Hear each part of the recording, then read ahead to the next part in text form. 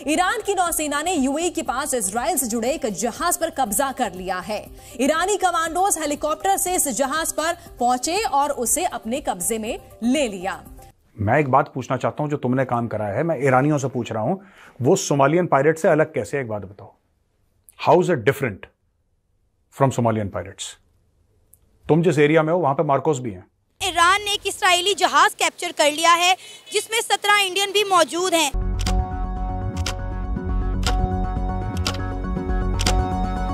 Hello friends, जय Hind. Talk on India YouTube channel में आपका स्वागत है। जैसा कि आप लोगों ने इस वीडियो के पहले भाग में देखा, कैसे ईरान के सिपाही हेलीकॉप्टर द्वारा एक पानी के जहाज जिसका नाम MSC एरिस है उसे कैप्चर कर रहे हैं। यह जहाज एक इजरायली बिजनेसमैन का है और उस पर पुर्तगाल का झंडा था, और इस जहाज में भारत के 17 नागरिक जो कि उस पर काम करते थे वो थे। हालांकि इस घटना के बाद भारत के विदेश मंत्री श्री एस जयशंकर ने बयान दिया है और कहा है कि यह मुद्दा ईरान गवर्नमेंट के पास रखा गया है। क्योंकि उस जहाज पर 17 भारतीय नागरिक भी थे, तो विदेश मंत्रालय ने ईरान की गवर्नमेंट के पास उन भारतीयों से मिलने की परमिशन मांगी है। डॉक्टर एस जयशंकर ने यह भी कहा है कि पकड़े गए भारतीयों को छुड़वा लिया जाएगा और उन्हें सही सलामत भारत लाया जाएगा। इस वीडियो के दूसरे भाग में हम देखेंगे कि ईरान द्वारा इजराइल पर किए गए हमले पर पाकिस्तानी अवाम की क्या राय है और पकड़े गए भारतीयों के बारे में वे क्या सोचते हैं। तो दोस्तों, आइए शुरुआत करते हैं डॉक्टर एस जयशंकर के वीडियो से। Thank you. Now these people were on a Portugal flag ship. The ship was taken over in the seas by an Iranian force. The ship was directed to then proceed to Iran. Yesterday night, I spoke to my Iranian counterpart. I pressed him. I said, there are 17 crew members from India, and it is, we are making the point to the Iranian government that these people should be released, that they should not be detained. तो क्या Indian navy या फिर India अपने 17 Indians को बचाने के लिए कोई कार्रवाई करेगी, कोई इकदाम उठाएगी, ईरान के साथ बातचीत करेगी? इस सारे मामले पर पाकिस्तानी अवाम का क्या रद्द-ए-अमल है, आइए जानने की कोशिश करते हैं। लेकिन उससे पहले आप सब ये ज़रूर जान लें कि इंडिया जो है अपने लोगों को कभी भी कहीं भी तन्हे तनहा नहीं छोड़ता। इससे पहले भी हम सब ने देखा कि किस तरह जो है सोमालिया के डाकुओं से इंडियन नेवी ने बहुत सारे जहाज़ों को रेस्क्यू किया। अच्छा सर, इस सारे मामले में हुआ ये है कि ईरान ने जो है एक इस्राएली शिप को अपने कब्जे में ले लिया है, कैप्चर कर लिया, जिसमें 17 इंडियंस भी मौजूद हैं। ये जहाज़ मुकम्मल तौर पर जो है इसराइल से कनेक्ट नहीं था, इसराइल से बस लिंक करता था। आपको क्या लगता है कि इंडियन नेवी या इंडिया इस पर कोई एक्शन लेगी, कोई रिस्पॉन्स करेगी अपने लोगों को बचाने के लिए, छुड़वाने के लिए? क्योंकि अगर आपको याद हो, को यूक्रेन और रशिया की वॉर में भी बहुत सारे इंडियन जब फंस गए थे तो इंडिया ने अपने बंदों को वहाँ से निकाला था। हमने देखा है इंडिया में ये खासियत है कि वो अपने लोगों को कहीं पर भी तने तनहा नहीं छोड़ता। जी, ये बहरहाल इस लिहाज से ये एक अच्छी चीज़ है कि ईरान के पास ये एक कार्ड है, वो इसराइल का शिप भी छोड़ देगा, इंडियंस को भी छोड़ देगा, और इस तरह से इवेंचुअली इसकी सुलह हो सकती है। तो ये अच्छा है अगर इंडिया कोई कोशिश करे और सब छुड़ा ले और ये सारी सुलह हो जाए और जंग आगे ना बढ़े। आपको लगता है इंडिया इन सब में कोई रोल प्ले करेगा, क्योंकि ईरान और इसराइल दोनों के साथ इंडिया की बनती है? अच्छा, वैसे मुझे इसी पे शक रहता है। यकीनन इंडिया के ईरान के साथ बहुत अच्छे रिलेशंस हैं और बहुत बड़ी तिजारत है, और ईरान की चीन के साथ भी बहुत अच्छी तिजारत है।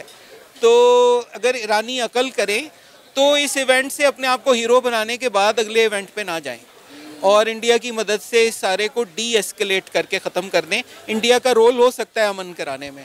जब आप देखें ना, यूक्रेन और रशिया की वॉर की एग्जाम्पल ले लें, 2 साल से ज़्यादा का अरसा होने जा रहा है, दोनों मुल्कों के दरमियान जंग का माहौल ख़त्म होने का नाम नहीं ले रहा। लेकिन अब जिस तरह से ईरान ने हमला किया है, इसमें कोई न्यूक्लियर वेपन मौजूद नहीं था, लेकिन कहीं ना कहीं इसराइल को आप देखें तो उन्हें शायद ये डर है कि कहीं ईरान जो है वो न्यूक्लियर वेपन तैयार ना कर ले, क्योंकि ईरान बहुत अरसे से अपने न्यूक्लियर वेपन पर भी काम कर रहा है। जी, लेकिन आई एम श्योर इंशाल्लाह ईरान के पास कोई एटमी हथियार नहीं है। तो अगर एटमी हथियार हुआ, अब आप देखें इस जंग में एटमी हथियार किसी सूरत इस्तेमाल नहीं हो सकते। आप इसराइल के ऊपर कोई एटमी हथियार इस्तेमाल नहीं कर सकते। साथ ही गजा है, साथ ही इजिप्ट है, वो तो इतना छोटा मुल्क है कि खुदा ना ख्वास्ता वहाँ एक भी कोई ऐसा कुछ हुआ तो कई कई मुल्क तबाह होंगे, सब मुसलमान हैं वहाँ पर, और मुसलमान ना भी हों इंसान है, तो ये तो बिल्कुल कोई एट भी उसकी तरफ नहीं जाना चाहिए। नहीं, ये ज़्यादा प्रोपेगेंडा लग रहा है। क्या बिगड़ा है इसराइल का?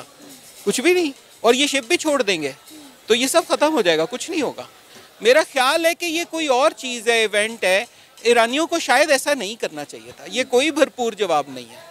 फिर क्या करना चाहिए था? मेरे ख्याल है कि हर सूरत तमाम मुल्कों को गज़ा की जंग बंद कराने की कोशिश करनी चाहिए थी, और जो इसराइल के शाम के साथ, फ़िलिस्तीन के साथ, इजिप्ट के साथ, देखें ना, इजिप्ट ने अपने पुराने मसाइल हल कर लिए हैं, और जब वो मतलब उनको नहीं याद आता कभी कि हमें ये हुआ था और अब हमने उसका बदला लेना है। मेरा ख्याल है यही बेहतर है। आप देखें, सऊदी अरब भी कोशिश कर रहा था इसराइल के साथ पुरानी चीज़ें ख़त्म कर दें। मोहम्मद बिन सलमान साहब ने काफ़ी एफर्ट की थी। मेरा ख्याल है वही डायरेक्शन है, अमन की डायरेक्शन ही बेहतर है। और आप गज़ा के लोगों के लिए कुछ नहीं कर सके। आप ये बताएं कि आपको शाम की फलाने का तो शौक़ है, गज़ा में जो शहीद हो रहे हैं उनके लिए आपने क्या किया? कुछ भी नहीं। आपने उनके दिफा के लिए तो कुछ नहीं भेजा, तो लिहाजा आप कुछ नहीं कर रहे। आप, मेरा ख्याल है हम कुछ ना कर रहे हैं ना कर सकते हैं।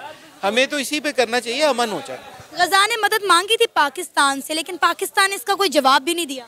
मेरा नहीं ख्याल, इवन गजा ने तुर्की से भी मदद मांगी थी। वो हमसे करीब भी है और हमसे ज़्यादा डेवलप्ड भी है, उन्होंने भी कोई हेल्प नहीं की। अगर पाकिस्तान ज़्यादा से ज़्यादा कुछ कर सकता है तो तुर्की के साथ मिलकर कर सकता है, खुद से तो कुछ कर भी नहीं सकते हम। मेरा ख्याल है कि पाकिस्तानियों को जश्न और खुशियाँ नहीं मनानी चाहिए, क्योंकि इस वक्त तो इसराइल जश्न मना रहा है कि हमारा तो कुछ बिगड़ा ही नहीं है। मैं तो ये समझूंगा कि जंग आगे बढ़े तो हमें होशियार होने का वक्त है, खुशियाँ मनाने का वक्त नहीं है कि जंग आगे बढ़ रही है और मुसलमान शहीद होंगे। यकीन करें इसराइल का कुछ नहीं बिगड़ेगा। तो मैं इस जंग के खिलाफ हूँ। इस जंग को आगे बढ़ना भी नहीं चाहिए, इस जंग को का अमन हो जाना चाहिए। पाकिस्तान भी, तुर्की भी, सऊदी अरब भी, हर सूरत और अवाम भी सिर्फ अमन की बात करें। गज़ा के बेचारे लोगों की ज़िंदगी का में आसानी सिर्फ तब आ सकती है जब ये हमले बंद हो जाएं। इसके ऊपर खामखा जो हम यहाँ लाहौर में आसान ज़िंदगी गुजार रहे हैं, हमें नहीं पता जंग क्या होती है, हम इसलिए खुशियाँ मनाते हैं। ये खुशियाँ, जंग के ऊपर कोई खुशी मनाने का मौका नहीं है, ये तबाही है सर। जाहिर है इंडिया ने जो है हमेशा बातचीत के ज़रिए ही जो है अपने लोगों को वापस लाया है, चाहे वो सऊदीया में हो या फिर वो तुर्की में हो या फिर उसके अलावा वो यूएई में हो, हमने अक्सर देखा है। अच्छा, इस सारे रोल में जो है, इस सारे मामले में आपको इंडिया का क्या किरदार नज़र आ रहा है? क्योंकि इंडिया की इसराइल के साथ भी बनती है और ईरान के साथ भी बनती है, तो इंडिया किसकी हमायत करेगा इस जंग में? बज़ाहिर ऐसे नज़र आता है इंडिया इसमें बिल्कुल गैर जानबदार है, उनका ना को लेना है ना को इस मामले में देना। हाँ, अगर उसको कहीं सपोर्ट करनी पड़ी तो वो इसराइल की ही करेगा। दोस्तों, जैसा कि वीडियो में आपने देखा कि पाकिस्तानी भी अब मानते हैं कि भारत कभी अपने नागरिकों को तनहा नहीं छोड़ता, चाहे वे दुनिया के किसी भी कोने में हो। साथ ही पाकिस्तानी ये भी मानते हैं कि भारत ईरान और इजराइल दोनों में सुलह करवा सकता है, क्योंकि भारत के ताल्लुकात दोनों देशों से ही बहुत अच्छे हैं। दोस्तों, अगर आपको ये वीडियो पसंद आया हो, please like, subscribe and share this video. यह हमारे लिए बहुत महत्वपूर्ण है। Thank you.